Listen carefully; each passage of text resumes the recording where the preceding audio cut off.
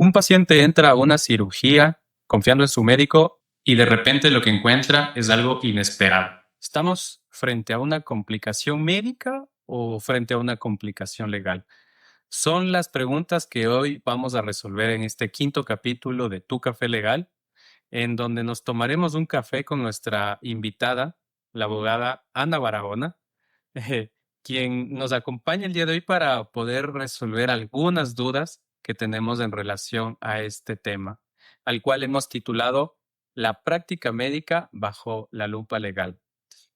Esto podría resolverse en años de juicio o podría resolverse tal vez de manera preventiva desde el inicio.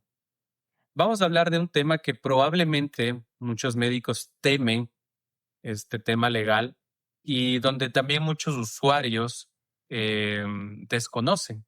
Y te doy la más cordial bienvenida, Anita, muchas gracias por asistir. El día de hoy, bueno, quisiera yo entrar con algo que creo que es bastante obvio, y es de que en toda la práctica profesional de cualquier rama existen consecuencias legales.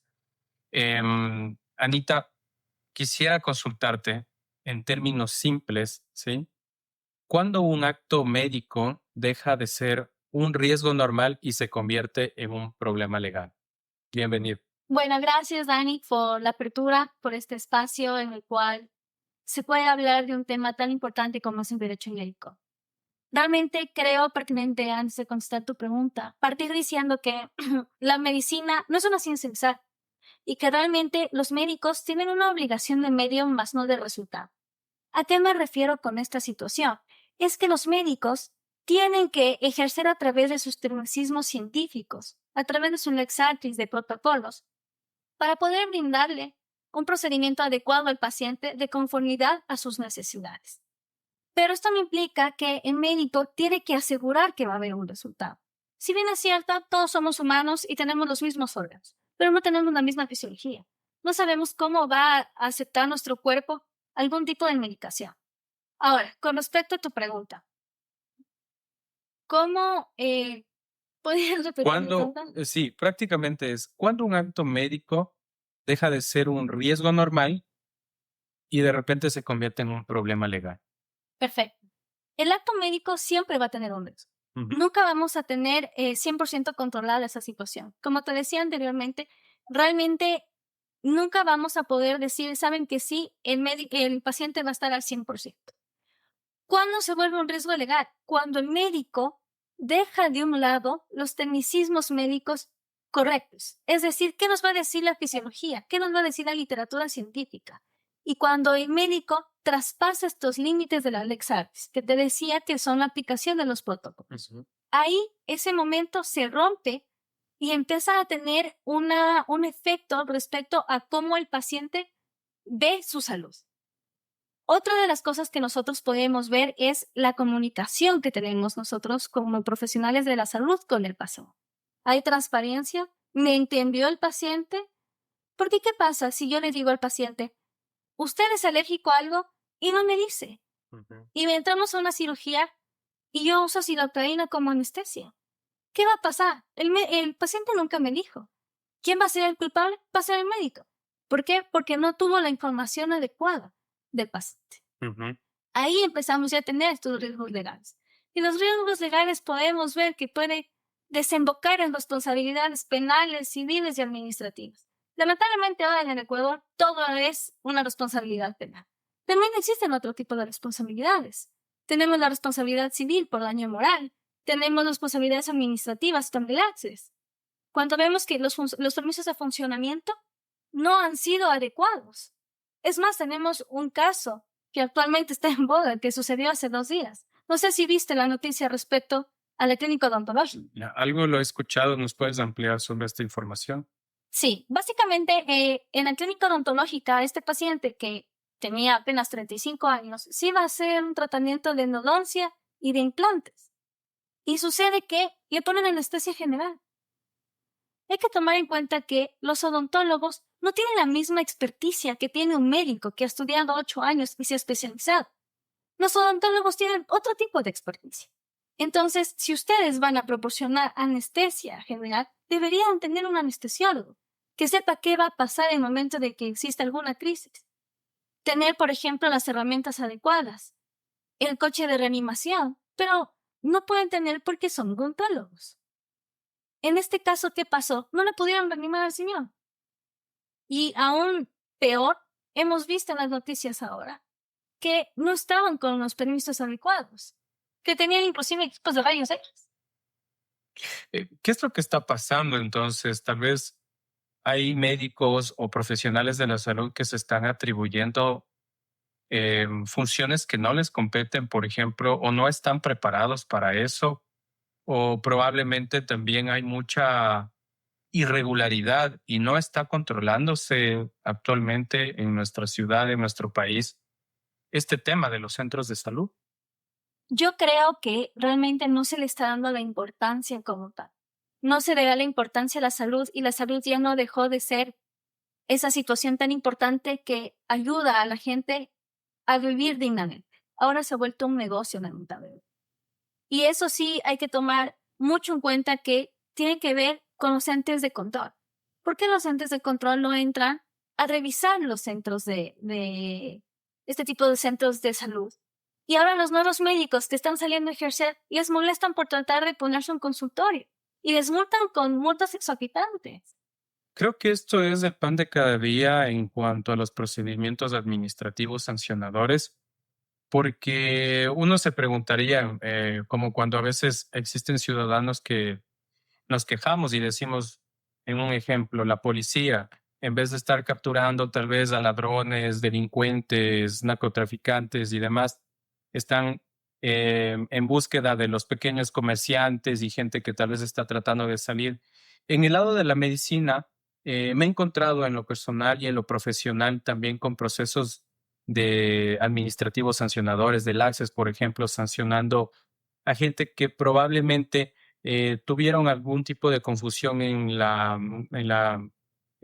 convalidar sus títulos, pero no están revisando tal vez a estos centros de salud que creo que dentro de la balanza entenderíamos que esto es mucho más grave porque estamos jugando con la vida de las personas.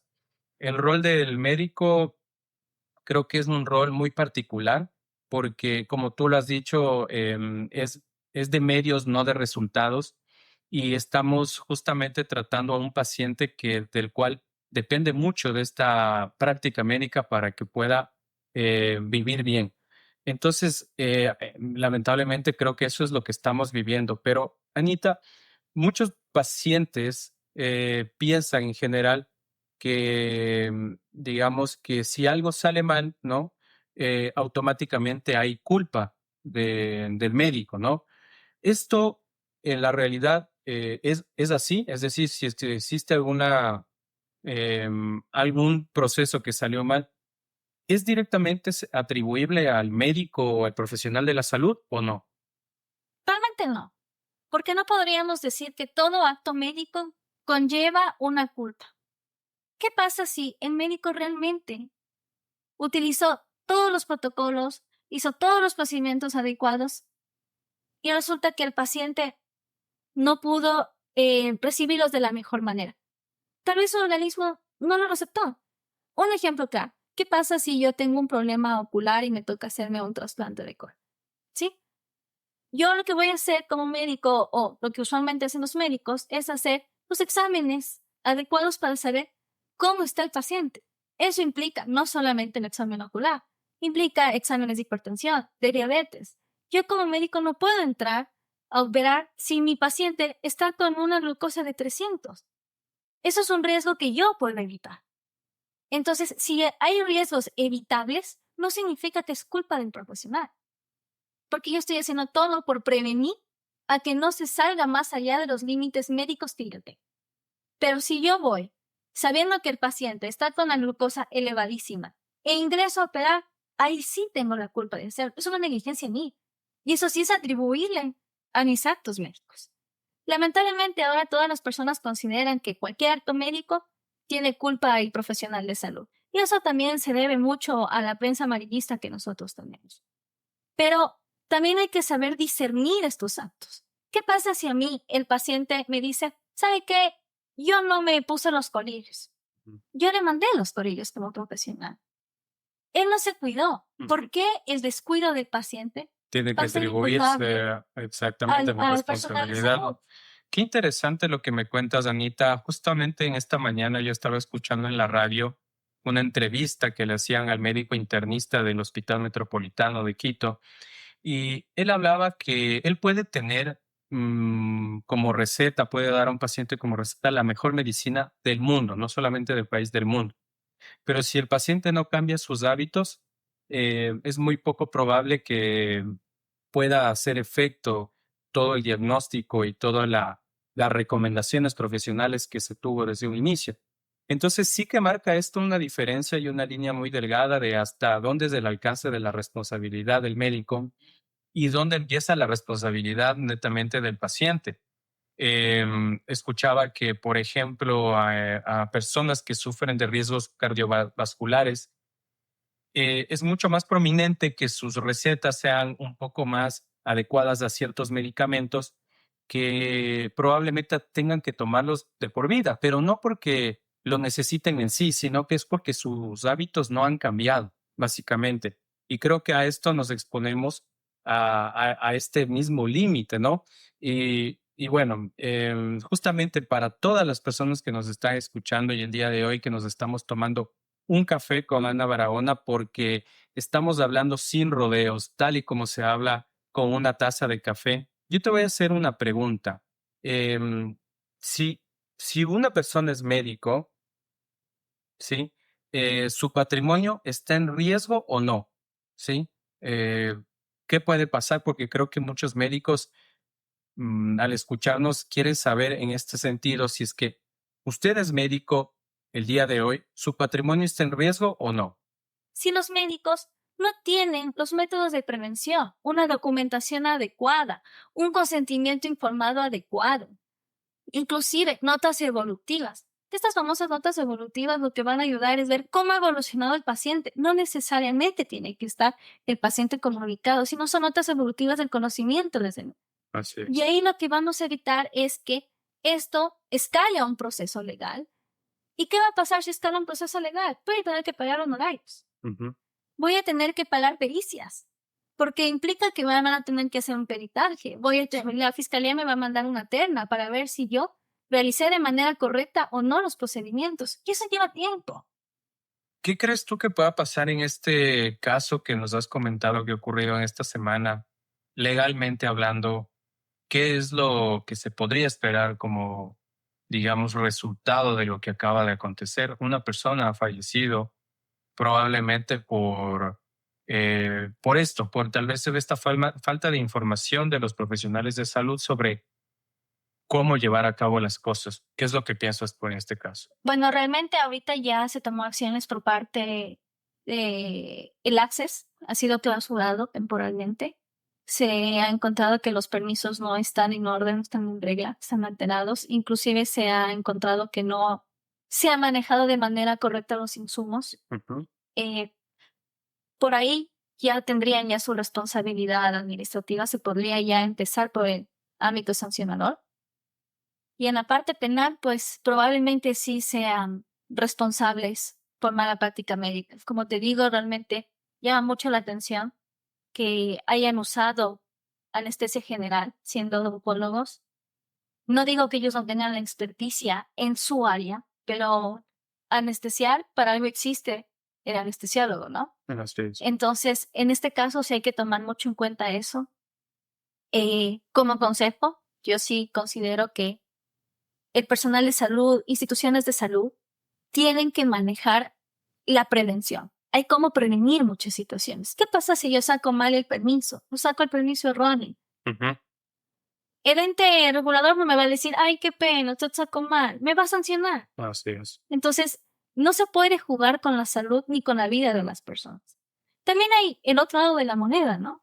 Que como paciente yo me puedo sentir afectada. Pero eso no significa que lo que yo me sienta afectado realmente sea culpa del médico. Ujú. Como decíamos, ¿qué pasa si yo no me cuido? Me pueden dar el mejor remedio del mundo, pero yo no me estoy cuidando. Ujú. Entonces, no es culpa del médico. No podemos tampoco criminalizar al medio. Entonces sí consideraría que tomen en cuenta mucho el personal de salud que es importante tener un compliance sanitario. ¿Y a qué me refiero con el compliance sanitario? Me refiero a que se haga una revisión con especialistas legales.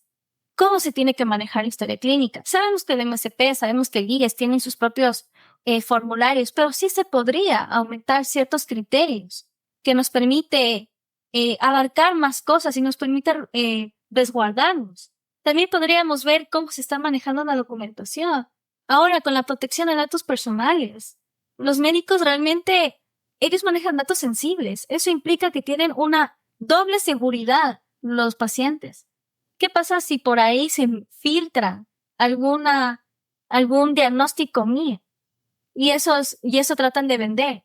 Me están a mí vulnerando mi dignidad como paciente. Totalmente. ¿Y qué va a pasar? Vamos a empezar otra vez las acciones legales contra mí. Entonces sí es importante que se maneje esto del compliance sanitario con la idea de que se pueda prevenir, porque ahí sí va a ser mucho más caro cuando ya nos toque reaccionar, cuando Claro. podríamos haber prevenido. Ujú. El compliance, algunos médicos consideran que es una herramienta de lujo por lo que abarca todo esto, pero no es eso. Ujú. Primero es paz mental. Segundo es evitar procesos largos legales. Sabes, estar preparado. Y Y eso tercero, vale bastante, sí. como médicos o como cualquier profesional, nosotros nos posicionamos en el mercado por nuestro conocimiento y cómo tratamos a la gente. Así es. En este caso, si ven que mi clínica no maneja de manera adecuada mis datos, Ujú. no tiene los permisos adecuados, yo ya no voy a querer al odontólogo. Así es. Lamentablemente creo que ese es el riesgo que se tiene también como usuarios y obviamente también los profesionales de la salud deberían ver esto. Hay muchas aristas, Anita. Es importante mencionar que Anita, quien nos acompaña el día de hoy, es especializada en asesoría jurídica de empresas y derecho sanitario. Es mediadora certificada y tiene una certificación en protección de datos personales. A propósito de lo que hemos estado conversando, tiene experiencia en cumplimiento normativo y acompañamiento legal a profesionales. Por lo tanto, todo lo que nos ha dicho es en base a una experiencia neta y sobre todo actualizada en la realidad de las cosas. A este último segmento le llamó mito o realidad. Te voy a decir unas frases para que tú puedas comentar si es que es mito o realidad. Si firmo un consentimiento informado, ¿el médico ya no es responsable? Es un mito. Es un mito. ¿Todo error médico es demandable? Es un mito. ¿Los médicos siempre pierden en juicio? También es un mito. El cuarto, es mejor no dejar todo por escrito para evitar problemas.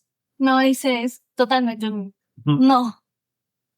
Pero diría que a veces en la práctica suele pasar. Sí, Sí. Y el último es, una buena comunicación evita problemas legales. totalmente. Es una realidad. Es una realidad. Bueno, sí, es que a veces muchas decisiones legales que son en base al desconocimiento se las toma en base al desconocimiento y entonces existen consecuencias que probablemente, como tú dijiste, se pudieron haber prevenido. Pero bueno, para terminar esto, quiero concluir de que este espacio viene gracias al auspicio de BGD Guevara, consultores legales, contables y tributarios, y al Centro de Mediación GESCOM. ¿Sí? Quiero darte las gracias, Anita, por participar y por siempre la apertura que has tenido con este espacio para que podamos juntos dialogar sobre un tema que, como hemos visto en esta semana, creció mucho de qué hablar, dio muchísimo de qué hablar y creo que va a tener muchísimo también que hablar en adelante porque va a haber muchas conclusiones y seguramente en base a esta experiencia, pues se van a tomar decisiones también por parte de los profesionales de salud y los usuarios. Así que sin más, te agradezco. Gracias por tomarte este café conmigo y nos veremos en una próxima. Gracias.